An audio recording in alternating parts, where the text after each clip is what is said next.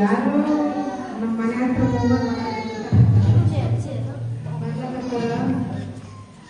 ಯಾರು ಮೂವರಿರ್ತಾರ ಮಕ್ಕಳು ಏನು ಅವ್ರಿರ್ತಾರಲ್ಲ ಹೋಗಿ ಅವ್ರಿಗೆ ಹೇಳ್ಬಾರ್ತಿದ್ರು ರೀ ತಗೋರಪ್ಪ.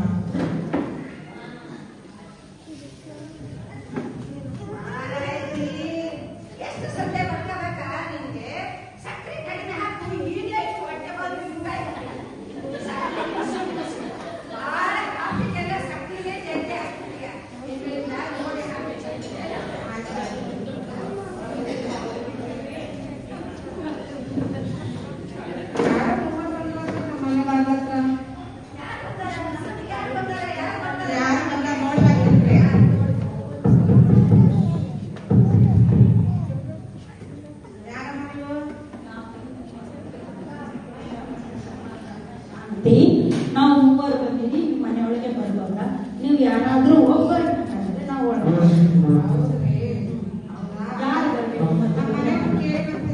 ಆಯ್ತು.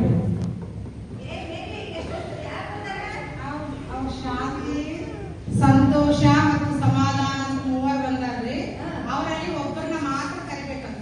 ಯಾರು ಕರೆಯೋಣ? ನಿನಗೆ ಯಾರು ಬೇಕನ್ನಿಸ್ತದ?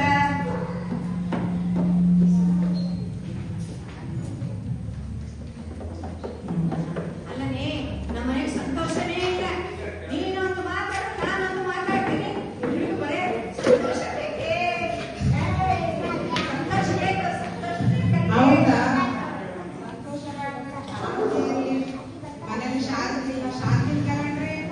ಸಂತೋಷ ಬಂದದ್ದು ಶಾಂತಿ ಬೇಕಾ? ನೀನು ಇಷ್ಟ ಕರೀತೀನಿ. ಪಪ್ಪ ನಾನು ಮಾತು ಹೇಳ್ತೀನಿ, ಶಾಂತಿ ಬೇಡ, ಸಂತೋಷ ಬೇಡ, ಸಮಾಧಾನಗಾದ್ರೆ ಹೇಗಿರುತ್ತೆ? ಒಳ್ಳೆದಾಯ್ತಲ್ಲ. ಮಾಡ್ರಿ ಮಗಳೇ ಅಂದಂಗೆ ಸಮಾಧಾನನೇ ಮುಖ್ಯ. ನಿನ್ನ ಸಂತೋಷನೇ ನಿನ್ಗೆ ಇಷ್ಟವ. ಇರೋ ಒಬ್ಬರು ನೀನ್ ಏನ್ ಹೇಳ್ತೀಯ ಅದೇ ಬರೋಣ. ಸಮಾಧಾನವನ್ನೇ ಕಲೀರಿ. ನಿಮ್ಮಲ್ಲಿ ಸಮಾಧಾನ ಯಾರಿದ್ದಾರೆ? ಸಮಾಧಾನ ಮಾಡ್ರಿ.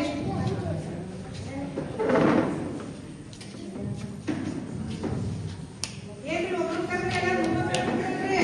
ನೋಡಿ, ಎಲ್ಲಿ ಸಮಾಧಾನ ಇರ್ತದೋ ಅಲ್ಲಿ ಶಾಂತಿ ಮತ್ತು ಸಂತೋಷಗಳು ಕೂಡ ಒಟ್ಟಿಗೆ ಇರ್ತವೆ.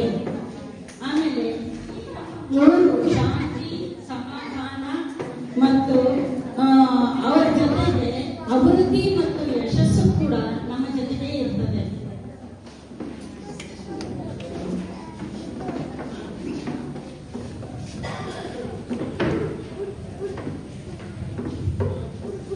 ನಮ್ಮ ಈ ಕುಟುಂಬಗಳನ್ನ ನಾವು ಗಮನಿಸುವಾಗ ನಮ್ಮ ಕುಟುಂಬಗಳಲ್ಲಿ ಇದು ಏನಾಗಿದೆ, ಸಮಾಧಾನದ ಕೊರತೆ ಇದೆ.